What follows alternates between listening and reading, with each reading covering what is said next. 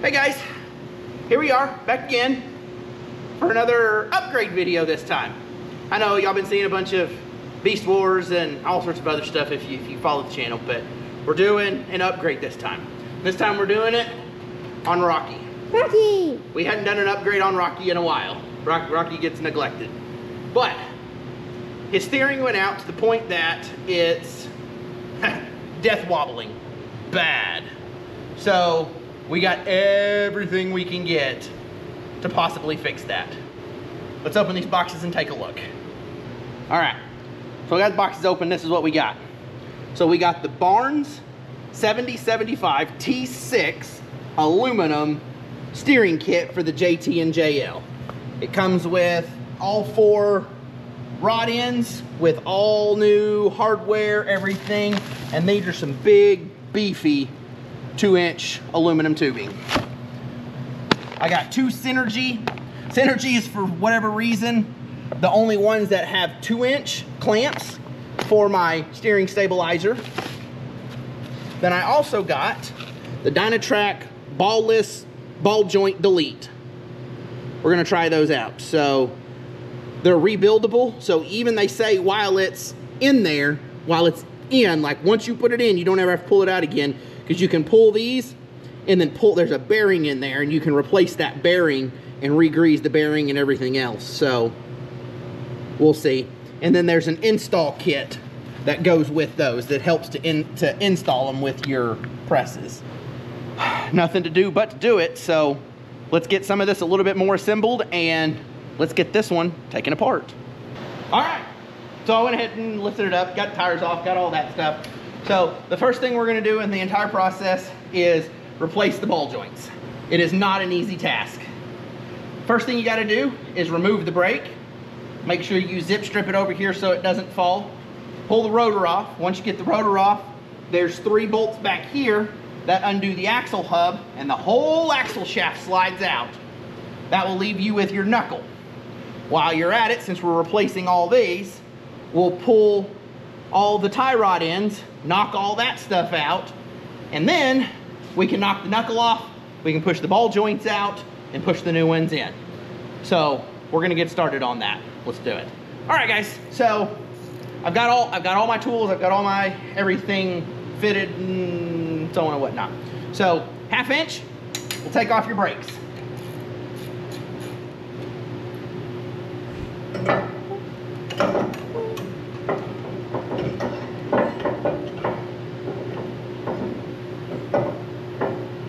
All right, so a 13/16 we'll get your bracket,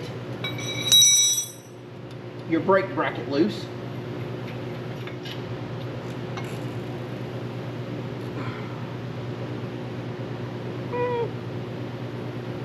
They'll need replacing before too long. It's like a T25 star bit. Correction, T27.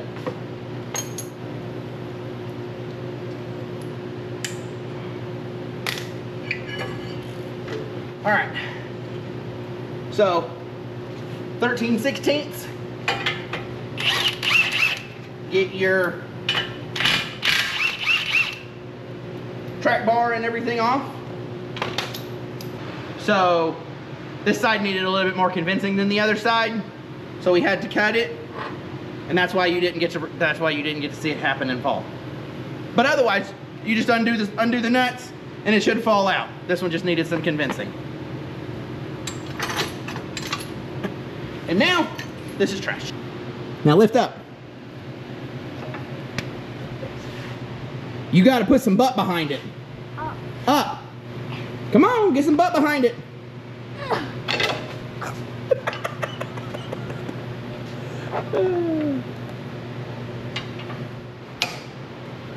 He's learning a pickle fork.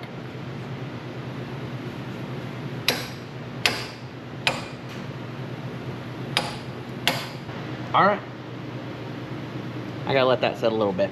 But back over here, a 5mm Allen wrench.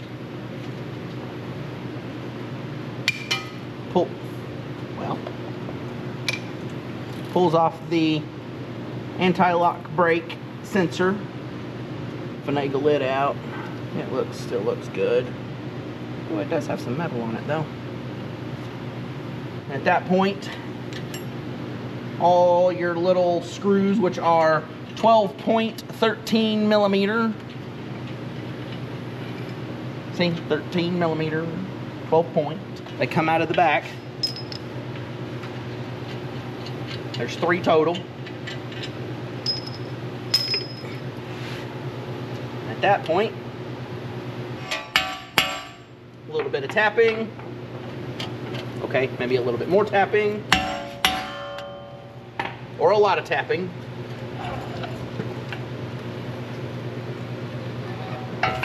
Your axle shaft comes right out. When you pull it out, try not to let it drag. Try to put a little bit of pressure on it because there's a seal that's on the inside of that pumpkin and you don't want it to drag across that seal. So try to put a little pressure on it. Next, I'm gonna get a pair of pliers and pull these out. Loosen these nuts, and then this knuckle will fall right off. So let me get these pulled. I'm not gonna let you watch me struggle. So with a 7/8 inch wrench, we were able to get the nuts off. It's pretty easy. And now we just gotta knock the knuckles off. So I did a few other taps, not on camera because I didn't want to break your eardrums too. But something I did forget to, if you leave nuts on there, that keeps it from falling completely off. But all you're gonna do is just keep tapping the tops and the bottom enough to where it starts coming loose. Oh, it wasn't enough. And there, it's off. We'll get it cleaned up and get ready to put these new ones in. We're gonna spray some of that on there and hope maybe it comes out a little bit easier. And while this sets, I'm gonna go pull off the other side just to give it a few minutes. He just wanted to hit with a hammer. Hit the bottom part now. Okay. So remember, the main thing, we're just trying to cause the vibration, which is gonna help loosen everything up to help get this knuckle off. But he's doing good. So now that we got the other side off, if you've got one of these handy dandy ball joint presses, I highly recommend it instead of having to beat them off. Well, beat them out, then beat them in. Say the right words. So get it all lined up, make sure you got all your right spacings and everything else, and then it's just a matter of tightening it down until it comes out. All right, everything is disassembled. All the other ball joints are pulled out. All that, it's a struggle. It's a struggle. So we've got the new Dynatrac heavy duty rebuildable ball joints. We're gonna give them a shot. They're the best reviewed that I found, so we're gonna give them a shot. They seem very heavy duty, and they're rebuildable. Supposedly they're rebuildable while the axle is in, so we will see. So let's get them in. All right, we're gonna take our little spacer, wrong way, put that there, get that set on our tool. Oh, we're gonna need a,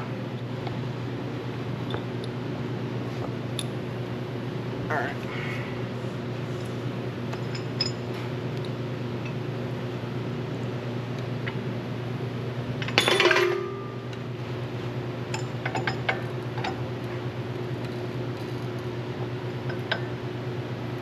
Just as a caution, your grease cert has to face forward or backwards. And I almost screwed that up.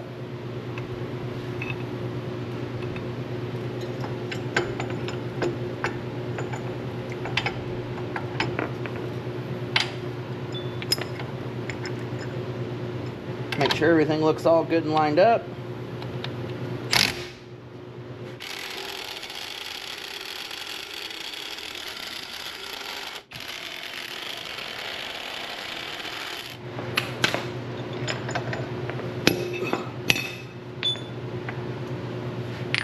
Did you do it? Yep, just like that. Grease cert's pointed towards the front, and make sure you double check that there are no gaps all the way around. If it's not fully seated, and you need to keep going. There's the bottom one. Now the top.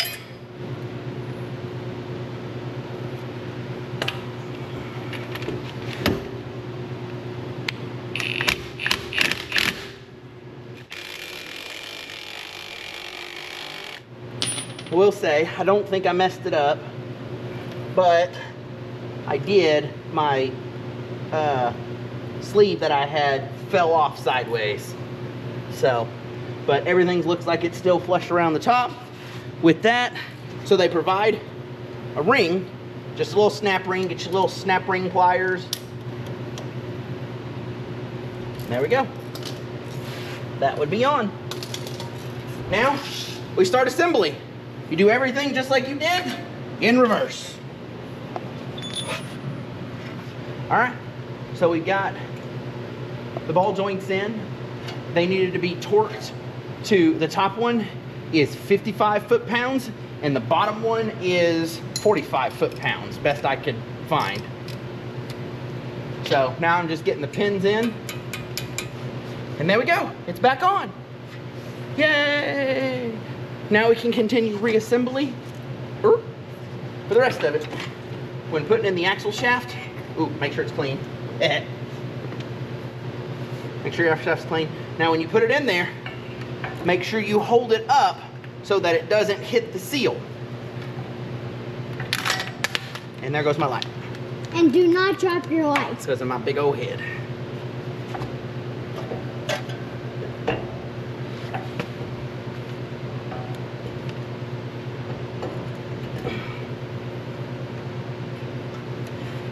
Make sure to line up your anti-lock brake piece too all together before you get it all pushed back in.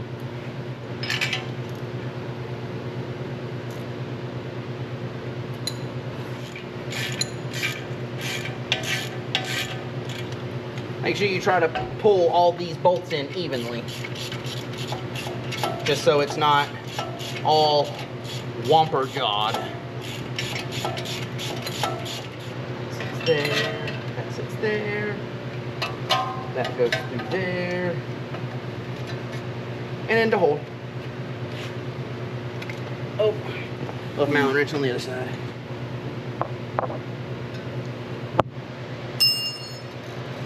All right, all that's left is the rotor with the bolt, the caliper brace with the bolts, and then the calipers on it, and this side is done.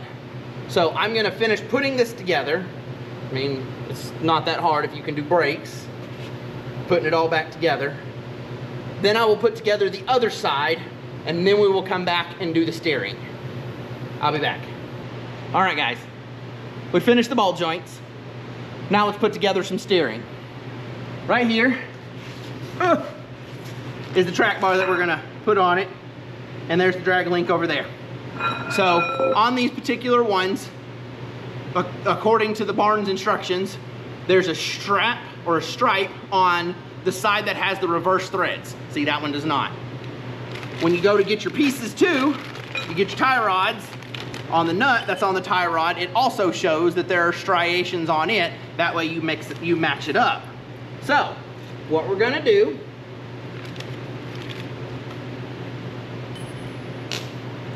is we're gonna take one of these. And by the way, you needed to measure your old one before you threw it away, just to get you close. All right. We're gonna get this nut on there as far as we can get it. All right, there's that. And then there is a convex and a concave side. The convex side, side that points out, is going to point towards the end of the shaft.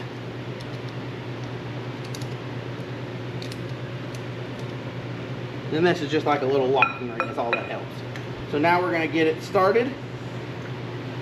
We're just gonna get a couple threads started, and then we're gonna get the other side. Man, these little sleeves are great to help protect the threads, but then they're a little bit of a pain to get off. Hard? Yeah. None of the other ones were this hard. There we go. You finally got it. I did.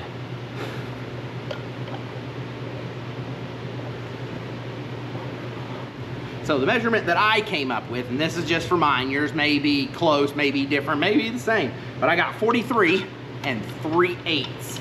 And that's what my distance is between the grease certs on the other one. Remember, concave towards the bar. All right. Then we're gonna get this one in a couple threads.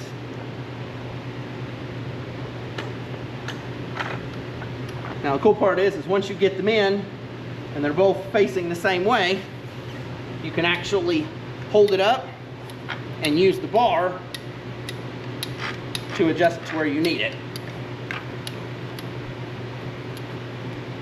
Just make sure at some point you measure your distances of your threads and make sure that they're about the same. So once you get that adjusted to where yours at, we'll get it put in. It should look like about like that. We got that one put together already.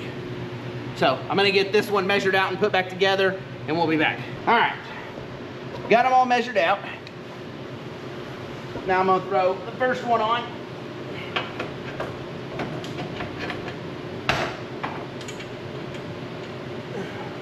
Throw a nut on it just to hold it. All right, they're both on there loosely, and you're supposed to torque them down to 40 foot-pound. And then there's a cotter pin to put in them. One's over there. Now I need to bring out the big socket. A torque wrench. Torque wrench. Torque wrench. Torque wrench. There's 30. There's 40.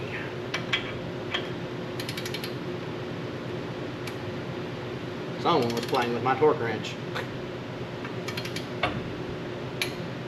There it is. And there's even a hole already there. Looky there. It's all lined up like it was meant to be. And I lost one of my cotter pins. What cotter pins? Right over there? Yeah, there was two other ones though. There's one of them.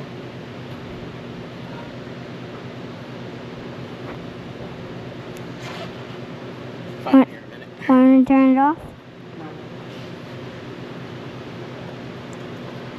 Slide that through there.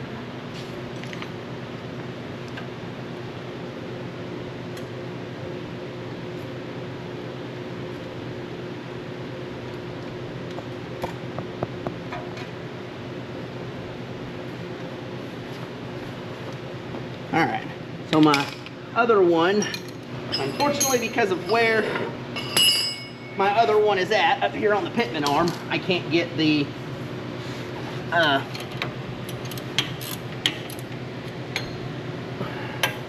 torque wrench on it. Shoot, I can barely get a regular wrench on it. So we're gonna tighten it till it's tight and holes line up.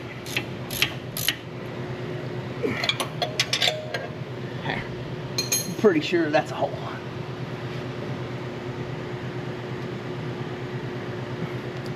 Yep, there she goes. All right, there's that one. Now let's put the bottom one on.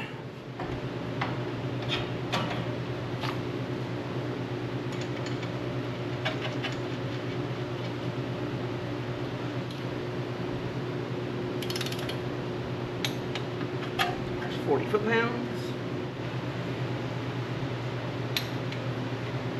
40 foot-pounds and the holes line up. All right, let me get the cotter pins in these and the steering wheel adjusted, and we'll see how straight it is. All right, guys, so I got it all aligned. I had an issue. I'll just put it out there, I had an issue. I apparently don't know how to use a measuring tape, and Patrick will probably attest to that. However, I got it all straightened out. I got everything all good. I got my big, huge 1-ton steering on, and then I've also got my new heavy-duty rebuildable ball joints on. So all we got left to do is put some tires on and test it. So I had a horrible death wobble at between 25 and 35. If I hit a bump, man, I had to drop back down to about 10 miles an hour to fix it or to stop it.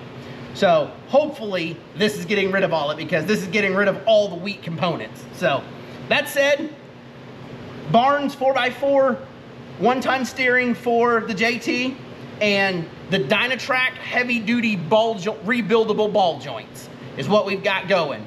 We will have a review video probably within the next couple months just to see how it feels, how it's going, and all that stuff. So outside of that, we appreciate you watching. Like, subscribe, and share, and we'll see you on the next one. Bye, guys. Bye, guys.